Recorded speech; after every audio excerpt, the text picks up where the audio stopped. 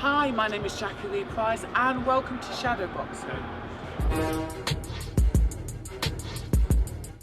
He is the schoolboy champion 2015, European champion qualifiers in 2015. I hope I've got that right. Yeah. GB Tri-Nations champion in 2016, Junior ABA champion 2016 and 17 because he's greedy.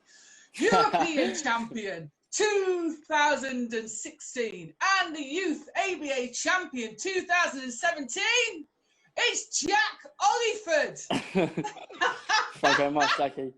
Thank you very much. Jesus, I think the time's done now because we had so much on all your achievements. Fantastic. The national youth was 2019.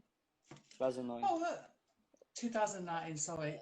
That's all right. I make mistakes, but I like the fact that you pulled me up on it because some people just make me look like a fool or leave me to it. Okay?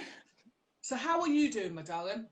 Yeah. I'm not ignoring you. I'm trying to connect to this so we can get some questions. No, I'm doing good. I'm doing good at the minute. I'm ticking over at the minute, obviously, because of the virus and that. I can't go in the gym in a minute. I can't get sparring in.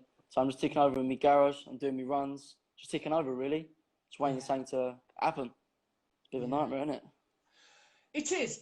And do you know what? I actually then recognised that I've been doing a lot of work with professionals, which is fair enough because obviously they're still competing. But I was like, let me not miss out on the amateur talent, the game that I love, and who better to start off with than Jackie Boy.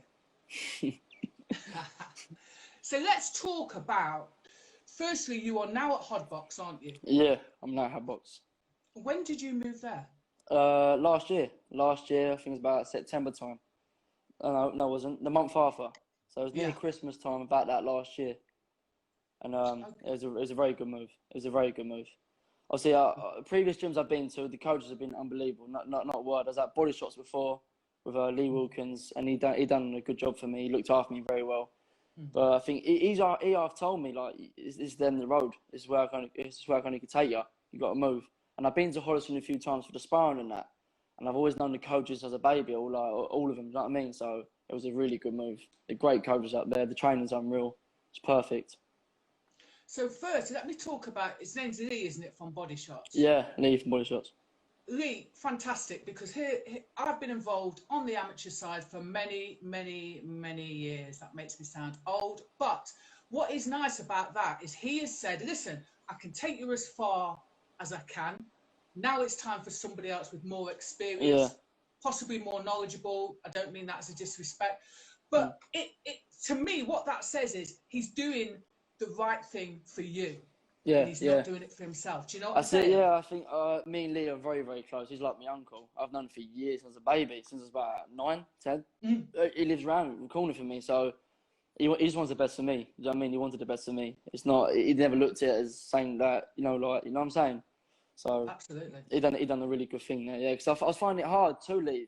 Well, obviously my loyalty was with Lee and that, but then he kind of knew. He said, Jack, you got to go, mate. You got to go do what's best for you. So it was lovely to have a coach like that to do that for me. I absolutely have the utmost respect because effectively, listen, as a grassroots coach, you are you are part of that person's journey, but it doesn't mean to say that you're going to go the whole journey. That's the first thing. And secondly, the fact that you go, do you know what? Nice one. He basically helped me as well because some people, I'm going to be honest, Jack, forget where they came from. Yeah. Yeah, as you've probably seen it 1,000 times, it happens all the time, doesn't it? Happens all the time. Yeah. So, when Jack was a little boy, growing up, did you always want to be a boxer? Yeah, I always wanted to be a boxer. In my family, it's a massive family tradition. Old Oliphants on my dad's side, we've all boxed, everyone. And at first, I remember my mum wasn't allowing it at first. She didn't like it. When I was a baby, it's like, oh, no, you're too little. And obviously that's like any mum, really, isn't it? You get very protective. And then my dad said, no, you got to fight. It's the family tradition. You got to get involved. So I remember when I was about 7, I actually started off Thai fighting. It wasn't boxing, it was Muay Thai. Oh, did you? Yeah, I started off Muay Thai because I was too young to fight as a boxer. My dad said, it's true. Yeah, he said, you need to toughen up until you're ready to go and box. So he threw me to Thai fighting. And I think I had a few fights and that. And then my mum loved it. Honestly, she just loved it. So you see, it wasn't just beating each other up. Do you know what I mean? It's not about that. Yeah. When you get to know boxing, it's not just going in and trying to beat each other up. It's a lot more to it. You know what I mean? So ever since then, I just found a passion for it. Since I was about 8 years old, my first ever fight when I was 8, it was a Thai fighter match, and I just found a passion ever since then. Nice. It's interesting because, like you say, obviously in amateur boxing you can't start until, let me get it right, 10. Yeah, you can 10. Go in the gym. You can go in the competitive side at 10, and you can't have a bout till 11. Yeah, that's right. It's like it's this inter clubs at 10, and then like you can actually have proper bouts at like 11. So when I was 11. Yeah, and also then obviously in Muay Thai and kickboxing and stuff like that, because I came from martial arts, they allow it a little bit younger. Yeah. And it is a double-edged sword for me, because of course I want kids to take part in sport, but I don't like it when it becomes this massive, like a proper fight. That's weird for me, but I don't like to see kids bashing, like, I don't know. Yeah, I know what you're saying. Like, especially when it's your child. Like, I ain't got one, but I can only imagine what it's like. So you're seeing you little babies in there just getting punched in the face. You know what I mean? So I get what you're saying. Yeah, I saw something the other day on boxing, and to be fair, the kid was absolutely amazing. Though he was about 7 or 8, and it was a proper boxing match with head guards, and I was just like, I'm not really feeling this, to be fair. No, that's Anyway, so you started doing the Muay Thai, and then which club did you start off with? Then was it Body Shots? Did you kind of how did that transition go? Yeah, I moved to Body Shots, the first ever gym, and then I kind of moved to Eltham District, and I was at Eltham for a while.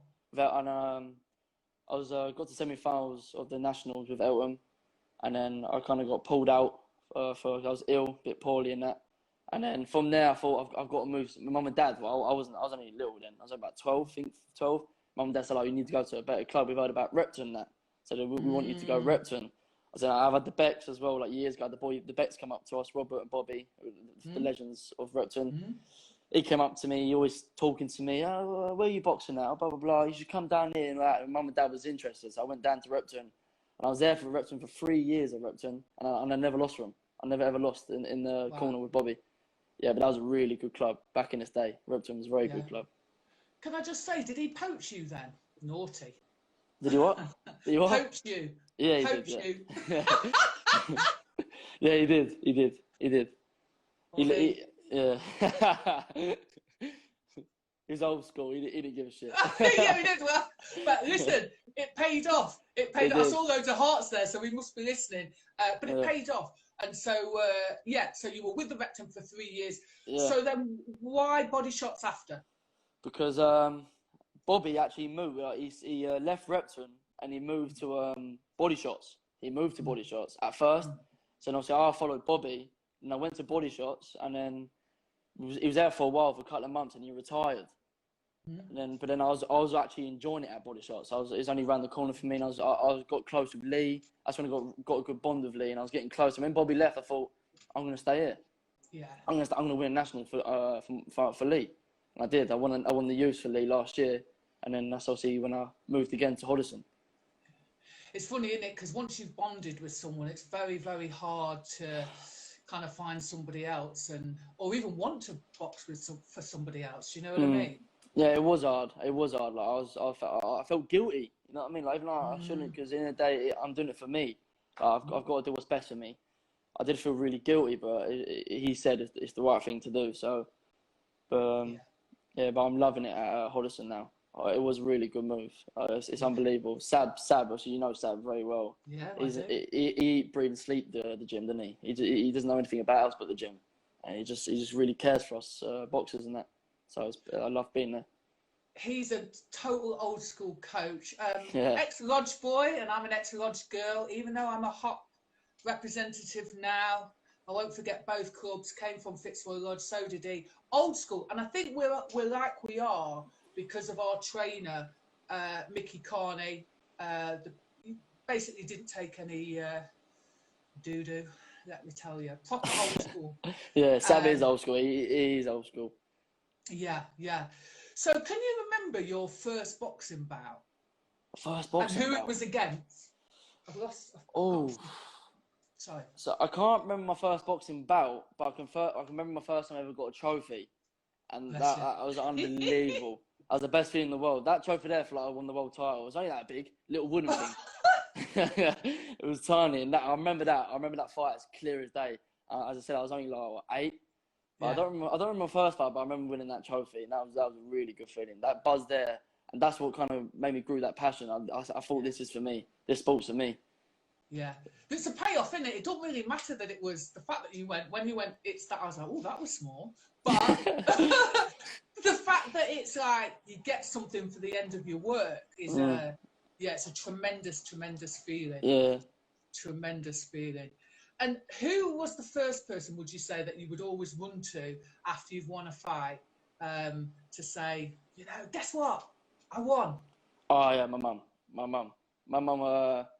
She gave me and brother the best gift in the boxing to get off on, and that was the power of belief. She gave us big belief, and that's why my brother grew the passion. So, as I said, everyone in my family has boxed, but no one grew a passion and went on to go and do a pro and go be the best, you know.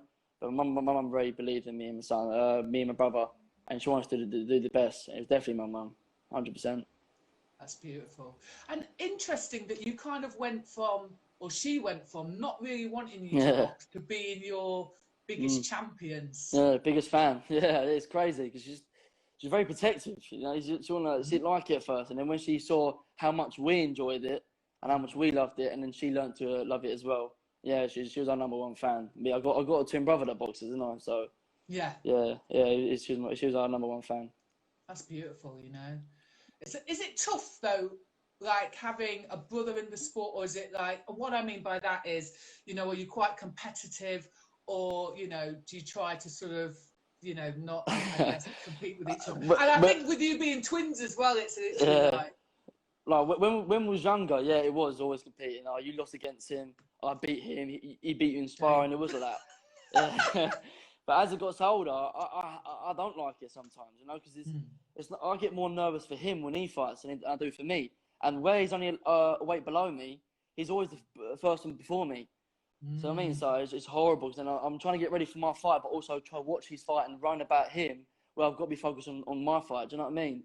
So that's the only annoying thing about having a twin. But yeah, I used to hate that. I was always look. Oh, he's winning. And my coach going, focus on yourself. Don't worry about him. That was the only nightmare thing I probably had now. Is it true what they say about this kind of instinct that you guys have for each other, that, you know, if he's doing well or if he's nervous, you kind of feel it as well? Yeah, 100 million %. Yeah. I think when he gets into fight, I'm more nervous than him. Yeah. For facts, and like when he suffers a loss, I suffer a loss, and it's like that, and it is the same the other way around. You know, when we have good days in the gym and bad days in the gym, yeah, it does reflect big time. It does. So that is true. What people say. Just between you and me, has he ever gone in and fought for you? fought for me? Yeah, or you for him? No. Oh, okay. We're not identical. I'm the better looking one. I'm a lot. Do you know what I mean? So it's quite easy. He's probably watching this now. Yeah, but we look a lot different. We can't get away with it. I'm like 6 foot. He's like 6'3". You know what I mean? So okay. We don't really look alike. People notice the difference in us. Yeah, my mate Bo, he thinks he's watching this now. Yeah, I've been passing since I was about 12, 13. Oh, nice. Yeah, he's a professional rugby player. He's very good. Okay. He's an athlete as well. So yeah, it's good to have a good mate like that. Do you know what I mean? We support each other, bring each other on.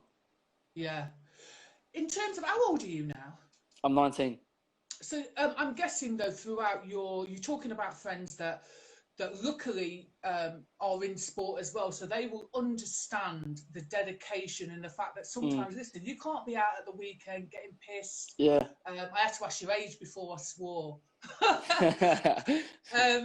Yeah, do you know what I mean though? But you've got to make that sacrifice. Is it hard for some of your non-fighting or sports competing friends? That was not good English. Yeah, because obviously, it's important not to get into bad habits. Obviously, when I turned 17, or 18, everyone started going out and started drinking and getting into bad habits, and so you got to stay out of that. So having mates that also athletes, I've got loads of mates that are athletes and mates that want to do well in life. So having them around me is very important. I think that's very, very important, especially when you're such a young age, It's so much easier to get trapped into bad habits, and next minute you're going out every weekend, and you can't be doing that when you're trying to do well in something. You know what I mean? I do. So it is a blessing.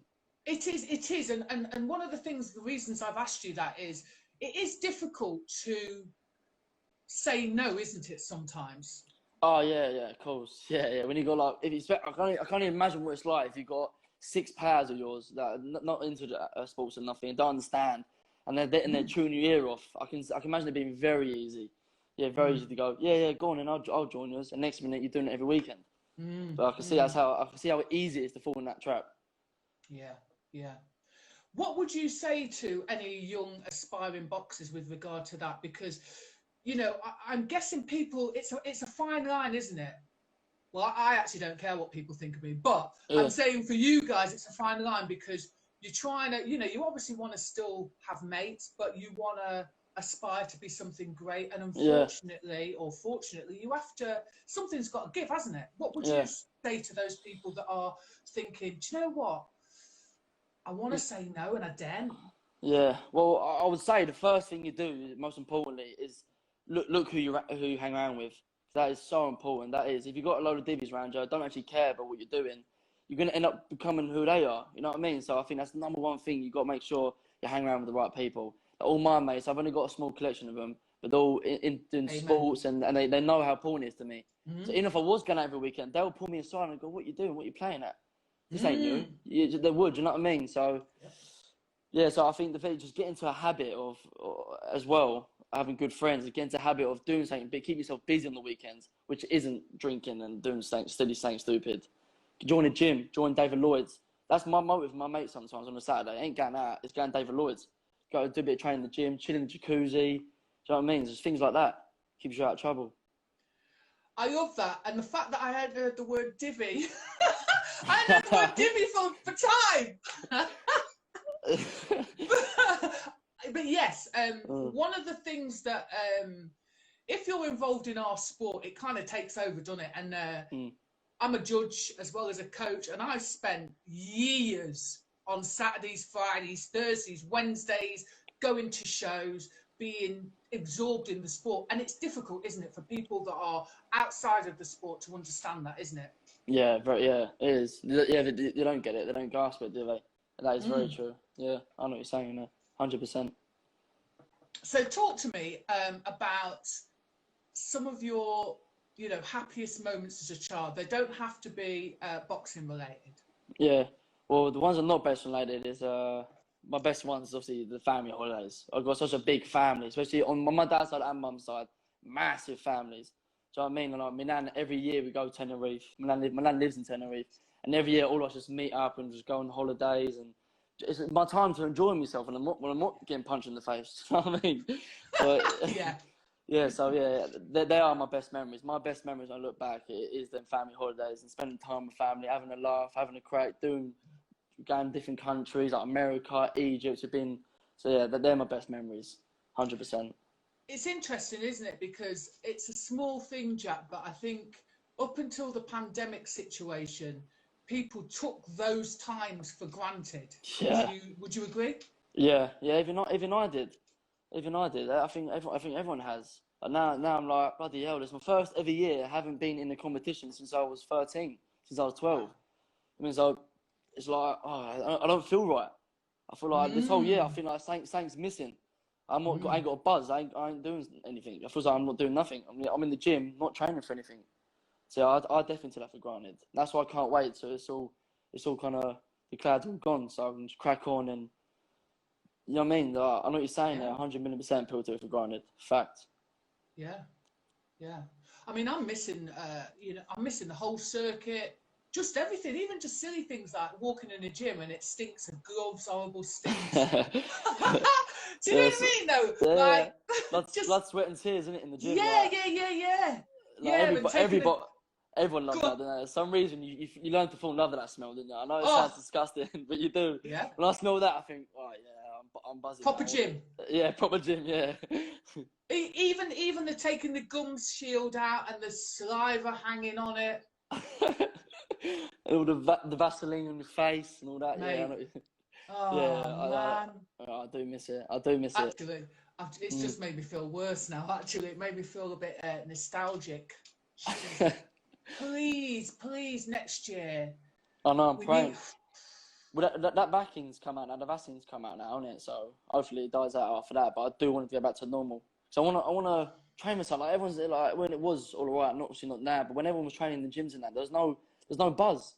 We're all training hard in that. What are we training for? We're getting punched for nothing. Yeah. You know what I mean? So I think So I'm getting punched for no reason. I don't want to get punched for no reason. So next year, hopefully when the nationals come up again, hopefully the seniors come around. So I want to get myself a senior title. And when I'm training for that, there'll be a buzz there. Like, everyone will be buzzing in the gym. I'll be sharp. And I just can't wait. Can't wait till it goes over. The first thing I want to say is I'm slightly worried that people are going to be forced to have this vaccine in order to compete in sports, in order to do anything. So that's the first thing that is incredibly worrying for me. I don't even take the flu thing, and I don't think people should be forced to take it. No, I agree. But the other thing being, what I think is absolutely amazing, getting back onto the boxing, is the fact that you have stayed motivated, Jack. You know, it's easy, I can attest to that, to sit at home and eat chocolate. Yeah, because even like I took it as like an advantage, you know what I mean? Because I know a lot of boxers would do that. A lot of people would do that. They think, oh, no one else is training, I ain't got to train. Do you know what I mean? But I didn't. I looked at it as an opportunity. Like, all right, I know a lot of people will be sitting on the sofa, being greedy bastards, eating a load of chocolate. So I thought I'm going to get myself out, do extra running, do extra training. But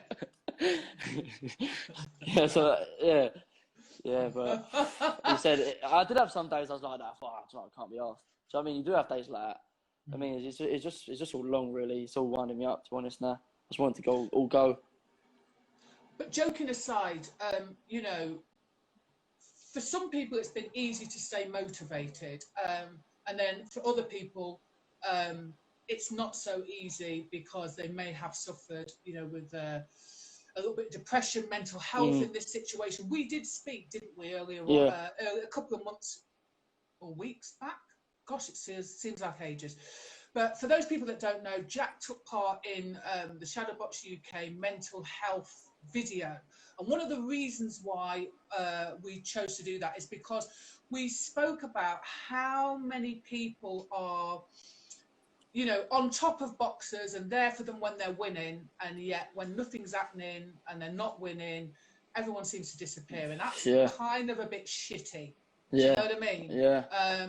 So going back to that, in terms of mental health, how do you think that some people are coping? Have you had, you know, conversations? You don't have to name names, but have you had conversations with people going, "I'm struggling"? Myself, like two people. Yeah, I had a tough time with the family, like 2017, or 2018. We had a very tough time. Obviously, I lost my mum a couple of years back, and it was a very tough time for the family now. So I remember, and also when you're stuck indoors and you can't go anywhere, them kind of things, they come back. You're overthinking, you're sitting there. So, yeah, I've had conversations with my family and that, but I'll say I always keep it quiet with the family and that, you know. But what you said about that is so right and all about when you're on top of the game. Everyone loves you. I mean, you get like 1,000, you get 30 DMs. You can't even keep up with the DMs. And as soon as you don't win nothing, you get It's that is spot on. I've seen that. I've been there. I've experienced it, and that does make things. It's just weird, isn't it? How it works. But you do find out who's there for you and who's not. Who actually cares. Yeah, it's interesting because you were saying you keep your circle really tight, and I know a lot of people, but my inner circle is like. Listen, number one, because I ain't got loads of time, but number two is this is tight because, like you just said, and we've witnessed it ourselves. I've seen it happen to friends of mine where they're doing really well at boxing or whatever in life, and then everyone does one, and it's just a pet peeve of mine. If I'm going to be honest with you, it's a pet peeve of mine that, and I think that sometimes people on social media are very fickle, you know. I think if you're going to support somebody through the good times, you should support people through the bad times. That's just my personal view. Yeah. Do you know what I mean? Yeah, 100%. I agree with you there, Jackie. That's a fact. I think you should, But people don't. Yeah. People don't. Yeah. Apart from the small tight circle, that which I'm like you as well. I have that. I have a very small circle, and I keep it small. That's it, simple as. Because a lot of people, I've just spoke about as well in the gym. Like there's a lot of jealous people out there who get jealous, and it's horrible people. You know what I mean? So you got to keep it small. It's weird. Let's talk about that for a second, the jealousy, because I'm going to be honest, Jack. Listen, I don't get it. I don't get. I was talking to someone the other day. I'm not going to name names, but they were getting some trolls. I've only had a couple. I'm a bit mouthy, so there's part of me that goes, do you know what? I can't be arsed. Not because I'm not, I'm fighting. It's just like, I'm busy doing something productive.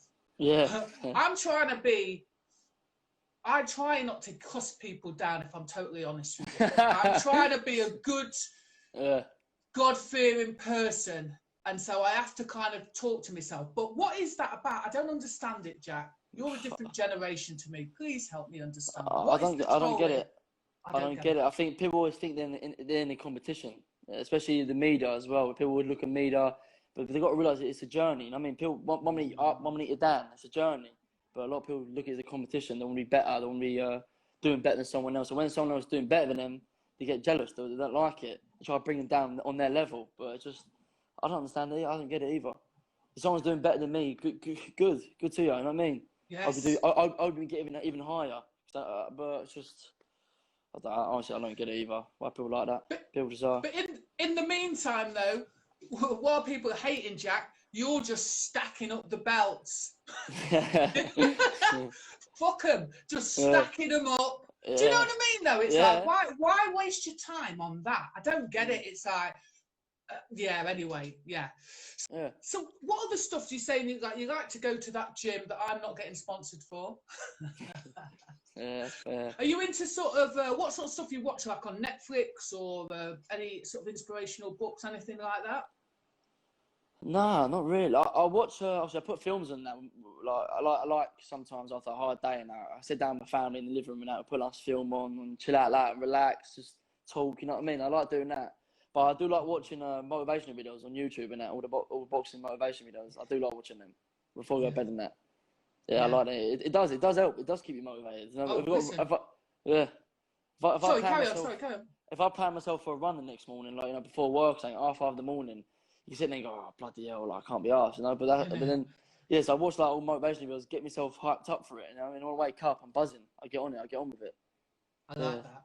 Firstly, I applaud you for sticking with the amateurs, because one of my fears is that because people are seeing the glamorous lights over the horizon, that they might, chuck in the amateurs and turn over pro. Yeah, 100 million%. I think a lot of people are influenced by the media and not actually thinking what they want to do. I've seen it so many times and it's doing me nothing. Do you know what I mean? That is so true.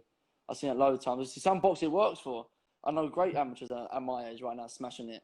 But what works for them might not work for you. I mean, people don't realise that, and people should realise that. They do get influenced by the media and they end up being regret. But that's something that I'm ignoring. I ignore what people say and what people think. I just stick to what I'm doing. I know what I'm doing. That's it. How I look at it, why I'm not turning pro. A lot of people turn pro, and even if they do look good in front of the promoters on TV, they'll fight 10 journeymans, 10 people, 10 bums, I say.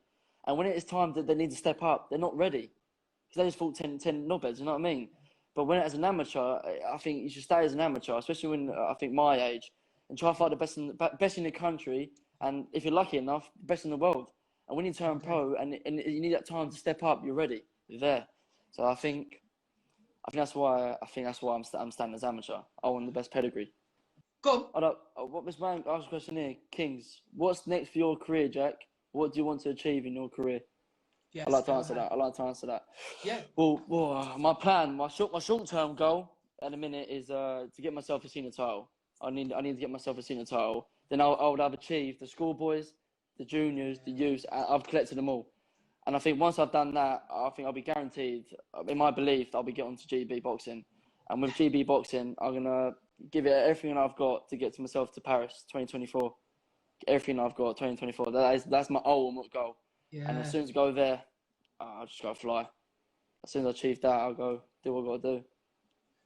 I love the fact that you are Steely minded, that you know where you want to go, Jack, and you're not letting anybody, because it is I bet it's quite difficult where people sort of wafting money underneath you, going, "Come on, turn pro, yeah, Jackie boy, here's some dough." Do you know what I mean? Yeah. But I've just got to stick to it. I've got to stick to it. And it's also a promise that I've made to my mum that I've got to keep, and I've got to do it. And I believe in myself. I believe I've definitely got the talent to do it. Just got to keep my head down, get out of the bad habits, keep the good friends around me. And who said I can't do it? So I just got to do it. Oh, mate, you know what? You're an absolutely lovely kid. Oh, thank you, Jackie. That means a lot. You really are. And I know with all the fibre of my being that you're going to do well. Thank you, Jackie. That honestly means a lot. That means a lot. Bless you. Thanks ever so much for giving us your time. Thank you, Jackie. I hope to see you soon. If you like this video, please go ahead and give it a thumbs up.